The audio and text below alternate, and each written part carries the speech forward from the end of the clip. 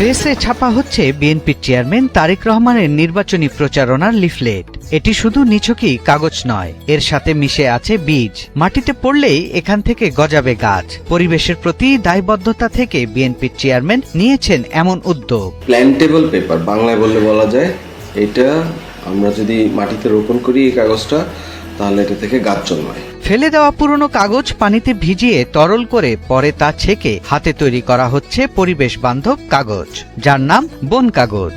শুকানোর পর এই কাগজ পাঠানো হচ্ছে ছাপাখানায়, যেখানে ছাপা হচ্ছে নির্বাচনী প্রচারণার উপকরণ। ব্যতিক্রমী এই কাগজ ব্যবহার করেই আসন্ন জাতীয় সংসদ নির্বাচনে প্রচারণায় নতুন দৃষ্টান্ত স্থাপন করেছেন বিএনপির চেয়ারম্যান তারেক রহমান। আমরা বিএনপি চেয়ারম্যান জনাব তারেক রহমান সাহেবের নির্বাচনী প্রচার কার্ড বন কাগজে তৈরি করার জন্য অর্ডার পেয়েছি। তো জনাব তারেক রহমান সাহেব যে উদ্যোগটা নিয়েছেন যে হ্যান্ডমেড বীজ দেওয়া বন কাগজে তার নির্বাচনী প্রচার কার্ড বানানোর সিদ্ধান্তটা, এটা খুবই পজিটিভ পরিবেশগত দিক থেকে, কারণ ওনার এই অ্যাক্টিভিটিটা সাধারণ জনগণকে পরিবেশ নিয়ে ভাবতে উদ্বুদ্ধ করবে। আসন্ন জাতীয় ত্রয়োদশ সংসদ নির্বাচন এবং গণভোটে তিনি ঢাকা 17 ও বগুড়া 6 আসন থেকে প্রতিদ্বন্দ্বিতা করছেন। দেশের অন্যতম অভিজাত ও আলোচিত ঢাকা 17 আসনের ভোটারদের পাশাপাশি সারা দেশের মানুষের নজর এখন তার নির্বাচনী প্রচারণার দিকে। এই কাগজটার মধ্যে আপনার শত শত বীজ আছে, এবং আপনারা জানেন বীজ অনেক কস্টলি, আবার হ্যান্ডওয়ার্কটাও কস্টলি, হাতে তৈরি করতে হয়। আদারওয়াইজ মেশিনে তৈরি করলে এই কাগজটা নষ্ট হয়ে যায়। এইটা আমরা বহুদিন ধরে হাতেই করতে হবে হয়তো, কারণ মেশিনে তৈরি করতে গেলে এই বীজের এখানে এমন ধরনের গুণগত পরিবর্তন হবে যে কাগজ থেকে আর গাছ উঠবে না। এবারের প্রচারণায় পরিবেশ রক্ষাকে গুরুত্ব দিয়ে কোনো ধরনের প্লাস্টিক সামগ্রী ব্যবহার করা হচ্ছে না।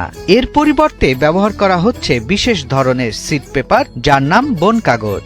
ফেলে দেওয়া পুরনো কাগজ পুনর্বার ব্যবহার করে সম্পূর্ণ হাতে তৈরি এই কাগজের ভেতরে রাখা হচ্ছে বিভিন্ন ধরনের শাকসবজির বীজ। এই বন কাগজ ব্যবহারের পর মাটিতে পুঁতে দিলে বা ফেলে দিলে সেখান থেকে গাছ জন্ম নেয়। ফলে এটি পরিবেশের কোনো ক্ষতি করে না, বরং সবুজায়নে ইতিবাচক ভূমিকা রাখে।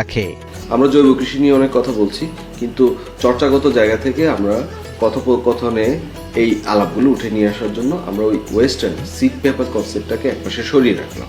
সরিয়ে রেখে আমরা বন কাগজের মধ্যে মাল্টিপল সিড দিয়ে দিলাম। দেশের রাজনীতিতে পরিবেশ বান্ধব নির্বাচনী প্রচারণা এখনো খুব একটা দেখা যায় না। সেক্ষেত্রে তারেক রহমানের উদ্যোগ এটি ব্যতিক্রমী উদাহরণ তৈরি করেছে। প্রচারণার পাশাপাশি পরিবেশ রক্ষা, পুনর্ব্যবহার এবং টেকসই উন্নয়নের গুরুত্ব তুলে ধরায় এই উদ্যোগের মূল লক্ষ্য বলে মনে করছেন সংশ্লিষ্টরা। খুব মার্জিনাল একটা প্রফিট অ্যাড করে আমরা নির্বাচনের জন্য 10 ফেব্রুয়ারি পর্যন্ত একটা প্রাইস রিডাকশন দিয়েছি।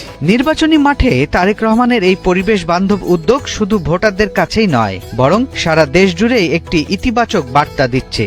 রাজনীতির পাশাপাশি প্রকৃতির প্রতিও দায়িত্বশীল হওয়া সম্ভব। সৈয়দ রাশিদুল, 71, ঢাকা।